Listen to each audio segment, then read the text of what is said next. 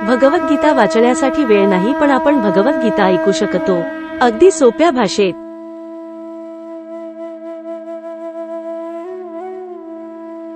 अर्जुन विषादयोग। किंग नो राज्यन गोविंद किंग भोगैर जीवितेन्वा येषामर्थे कांक्षित नो राज्य भोगा सुखानीच तैमेव स्थिता युद्धे प्राणांस त्यक्त्वा धनानीच। आचार्याः पितरः पुत्रास्तथैव च पितामहाः मातुला श्वशुराः पौत्रा श्याला संबंधिनस्तथा एतान्न हन्तुमिच्छामि अग्नतोऽपि मधुसूदन मला अपि त्रैलोक्यराज्यस्य हेतोः किंग नु महिकृते निहत्य धार्तराष्ट्रान्न का प्रीती स्यात् जनार्दन। हे गोविंद, ज्यांच्यासाठी आम्ही राज्याची, सुखाची वा जीविताची देखील इच्छा करावी, तेच जर आता या रणांगणावर युद्धाकरिता सज्ज झाले आहेत, तर मग आम्हाला त्या सर्वाचा काय लाभ आहे? हे मधुसूदन, जेव्हा गुरुजन, वडील, पुत्र, आजे, मामे, सासरे, नातवंडे, मेहुणे आणि इतर नातलग आपल्या जीवनाचा आणि संपत्तीचा त्याग करण्यास सिद्ध असून माझ्यासमोर उभे आहेत, तेव्हा जरी त्यांनी मला मारले तरी मी त्यांना मारण्याची इच्छा कशासाठी करावी? हे जनार्दन, पृथ्वीच काय तर तिन्ही लोकांच्या राज्याच्या विनिमयातही मी त्यांच्याशी लढणार नाही। धृतराष्ट्राच्या पुत्रांना मारून आम्ही कोणता आनंद मिळविणार? तात्पर्य: अर्जुनाने भगवान श्रीकृष्णांना गोविंद म्हणून संबोधले आहे, कारण श्रीकृष्ण इंद्रियांच्या आणि गायींच्या आनंदप्राप्तीचे केंद्रस्थान आहेत। अर्जुन या महत्त्वपूर्ण शब्दाचा उपयोग करून दर्शवू इच्छितो की त्याच्या इंद्रियांचे समाधान कशामध्ये आहे हे श्रीकृष्णांनी जाणले पाहिजे। आमची इंद्रिय तृप्ती करणे हे गोविंदांचे कार्य नव्हे। जर आपण श्री गोविंदांची इंद्रिये संतुष्ट करण्याचा प्रयत्न केला तर आपोआप आपली इंद्रियेही संतुष्ट होतात। भौतिकदृष्ट्या प्रत्येकाला आपली इंद्रिय तृप्ती करावयाची असते आणि आपण मागू ती वस्तू भगवंतांनी द्यावी अशी प्रत्येकाची इच्छा असते। जीवांच्या योग्यतेप्रमाणे भगवंत त्यांची इंद्रिय तृप्ती करतील, पण त्यांच्या अतिलोभाची पूर्तता मात्र भगवंत करणार नाहीत।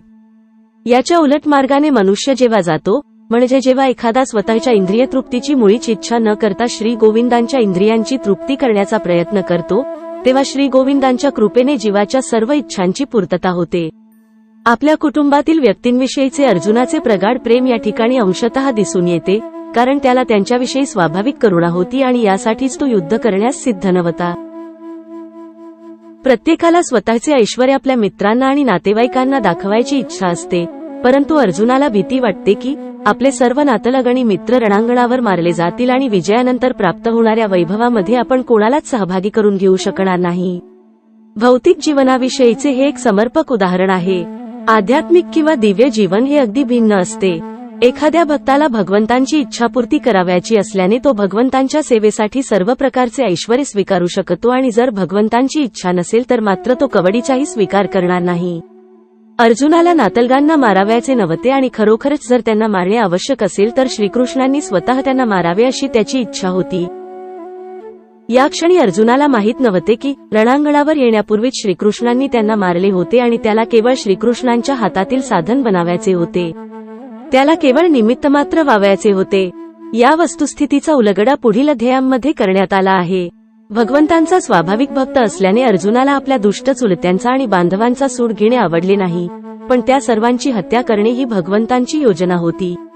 भगवद्भक्त दुष्टांचा सूड घेऊ इच्छित नाही, पण दुष्टांनी केलेला भक्तांचा अपराध भगवंत कधीच सहन करीत नाहीत। भगवंत स्वतःच्या अपराधांविषयी एखाद्या व्यक्तीला क्षमा करू शकतात, पण भक्तांना दुखविणाऱ्या कोणत्याही व्यक्तीला भगवंत क्षमा करीत नाहीत। म्हणून दुष्टांना क्षमा करावयाची इच्छा अर्जुनाला असली तरीही त्यांचा वध करण्यासाठी भगवंत दृढनिश्चयी होते। जय श्री कृष्ण। राधे राधे। भगवद्गीता ऐकल्याने जीवन नक्कीच बदलून जाईल, म्हणून ही व्हिडिओ सर्व मित्र, परिवार आणि नातेवाईक यांना शेअर करा। जर तुम्हाला हे चॅनेल आवडले तर कृपया सबस्क्राईब करा।